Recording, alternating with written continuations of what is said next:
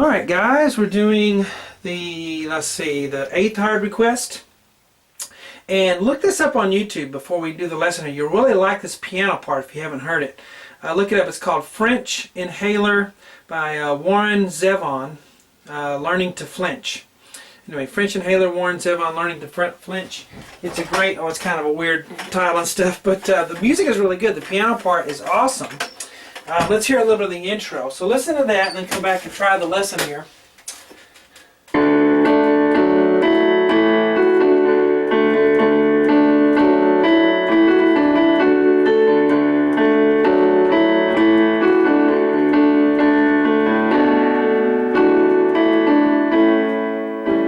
then we start the singing right there. Hello everyone, I'm Shawn. Welcome to my easy piano lessons. I always put the free part 1 on YouTube, the rest of the lessons for this song, and there are many on this one. I don't know how many, I've already done them. This is the part 1 I'll do last, but I don't know, around 10 or something like that. But lots of lessons to do the whole thing. There's a cool solo part at the end, but lots of neat fills, lots of accompaniment style playing piano. If you want to just learn how to do that, put your right and left hand together. This is a good one to do that, to get your right and left hand on the same page with each other. Webpianoteacher.com is my website.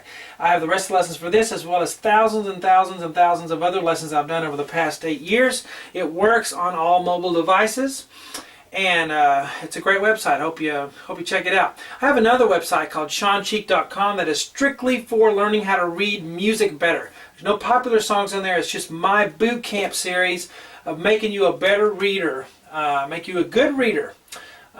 Faster. So be ready to work if you're going to get on that site and try that. But my Facebook's the best place to get a hold of me. Just do a Facebook search for webpianoteacher.com. See what I'm up to. Please like my fans page if you don't mind. I'm also on Twitter. My name on there is webpianoteacher. My blog, ShawnCheekblog.com. You can find information on getting a custom DVD if you'd rather have DVDs in the website membership. Enough of that. Let's get started. Alright, so like I said, really neat accompaniment style here for you piano players. And I do the whole thing, man, because there's no really repeating. I mean, it does repeat the chords, but the person playing the piano does it different every time, and just has some really cool ways of playing. We're going to start in the key of D, left hand on a D octave. Then the right hand's going to come in with A and D right here. And then the left hand's going to play that thumb D again. Then we're going to play A and D with the F sharp octave there together, and then A and E. If you find some of this too difficult, you need to do my beginner lessons on webpianoteacher.com. I have 50 lessons just to get you started on what chords are, what scales are, to just understand this language of music. Alright, so in the first measure we have 1 and 2. So A and E there with 1 and 3. Okay, you want to change your pedal on the F sharp. So we start with the pedal down, change. And we have just an open fifth here. So there's no middle note to make a chord, it's an open fifth. A and E together, left hand and A and E as well. And then, so I'll play F sharp with my 4th finger, then I'll play that F sharp again, but add a D and an A with 1 and 2. And then right after that, I'll come in with a left hand D octave. And then 2 more A's. So if I just play this measure, I have. Let's tie these 2 measures together, okay? Ready, go. 1.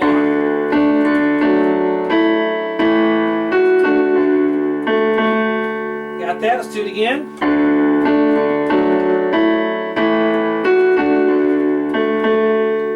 Okay, now this is similar but different. So A octave, and then A D, 1 and 2, then play the A D again, then A and E with a 3 finger. Then I'm going to do this, da da da da da, kind of like classical music. Kind of classical little turn there. So it's A and E with 3, then I'm going to go F sharp with 4, and then E with 3, D with 2, E with 3. So ba da da da dum. Left hand will do. Well, we'll look at the left hand in a minute. It's not super fast. It's just faster than the other notes. And then A, D, F sharp with 1, 2, 4, and then A with a 5. Okay, so the right hand alone is 1 and 2 and hand goes D octave, and then just the D on the thumb. Then an F sharp octave, and then A and E just a fifth. And then this is an octave, even though I just wrote one D. Sometimes I do that. D octave. And then you'll have the thumb D going to the pinky D, leading into the next measure. Alright, so if you just line up the left and right hand, you have right here 1 and 2. Oh, sorry, I did that wrong.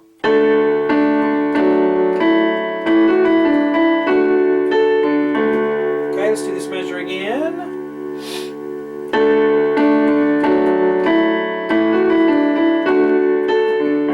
Alright, let's tie all three measures together, starting at the beginning. 2, ready, go. 1.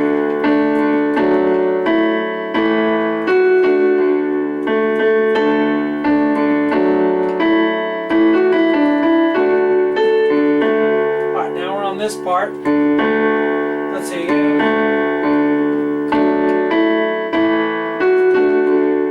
Alright, so similar stuff here. We should begin, like I said, with the D thing, the thumb, pinky. Okay, on the left hand. But the right hand will have an A, and then an AD, just like before, and then AE, and then AE again. We're going to roll this. We're going to arpeggiate this out.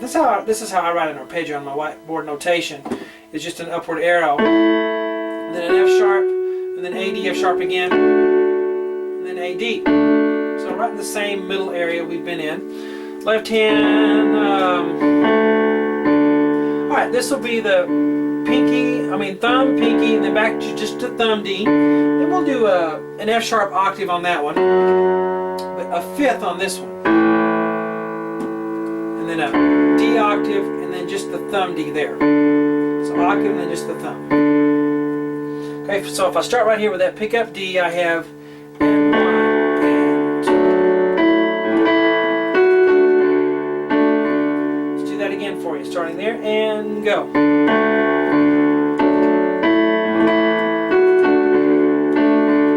Okay, now we're going to do this.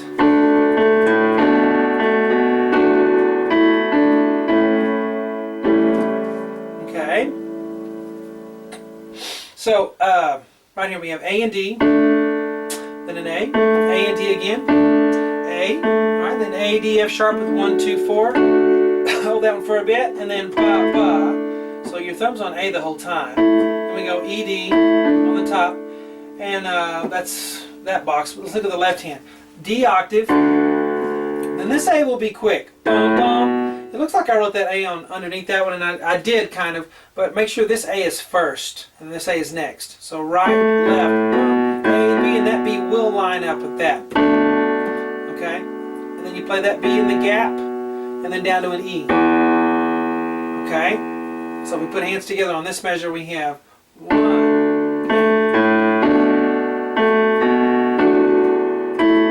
Let's do it again. Together, right, left, together. Right, left, together. Here's the right, left, together pattern. It really slows down here in the recording. A, C sharp, E, on an A chord now, left hand on an A. Now, I'll put an A in parentheses just because I think I can't tell if I hear the A being played again or if it's just lingering over. So it's up to you to just either hold the A over and then add an E, or to play the A again. Right, then the right hand goes to G, A, C sharp, E. I encourage you to listen to the solo in this. There's a piano solo near the end that's really cool that you'll like. It doesn't last a long time. It's very virtuosic sounding. It sounds harder than it is, which is what I like, right? I want it to sound like it's incredibly hard, but not be that hard because it's impressive to show off a little bit, I guess. But let's start right here and do these last two boxes and go.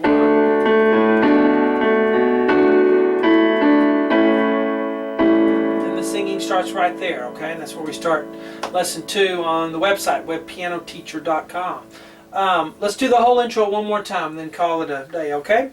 Let's start right here. Ready, go. 1.